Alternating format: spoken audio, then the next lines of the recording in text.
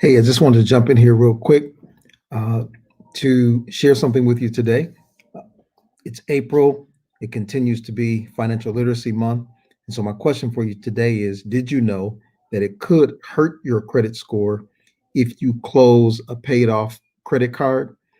Uh, it's all about your utilization rate. So, let me tell you what that means. So, let's imagine you have four credit cards, and the available balance on all of them is $500, and you have $1,000 on two of the credit cards. So your utilization rate is 50%. In other words, you are utilizing 50% of your available revolving debt. And that 50% could hurt your credit because it's above the goal, which is 30%. Your goal should be to use 30% or less of your available revolving credit or revolving debt. So let's say now you pay off one of those cards. You pay off $500. Your remaining balance, your total balance on your credit cards among all four is now $500 of the $2,000 that you still have available because all four cards are still open. Now your utilization rate goes down to 25%. That's down below the goal. That's where you want to be. So then your credit score will more than likely increase if everything else is equal. But let's say in the second scenario, if you pay off that card or rather, if you close that card that you've paid off, now you have $500 remaining, still the same amount of debt, but now your available revolving credit limit is 1,500. So now that $500 balance is 33% of your available credit. So now you're back above the mark, the 30% mark. So even though you've done something good, you've paid off your credit card, it could hurt you if you also subsequently close that card. So just want you to be aware of that. And it depends on what your goals are. If your goal is to increase your credit score so that you can decrease the price of your insurance, or if maybe increasing your credit score makes you more mortgage ready, then you want to make sure to keep those cards open until you've achieved whatever that goal is. There may be other reasons, though, that you still need to close that card because you know whether or not you can actually control your spending and not use the card, etc. Um, so you could cut up the card and not use it even while you leave the account open, but um, you need to be conscious of what your goals are and make sure that you are doing what helps you to meet those goals.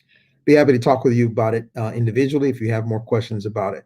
While I'm in here today, though, I just want to share with you too that as we prepare for our conference next week, I've gotten a couple of questions out there about how to register and also whether or not it was free. So I wanted to clear that up today.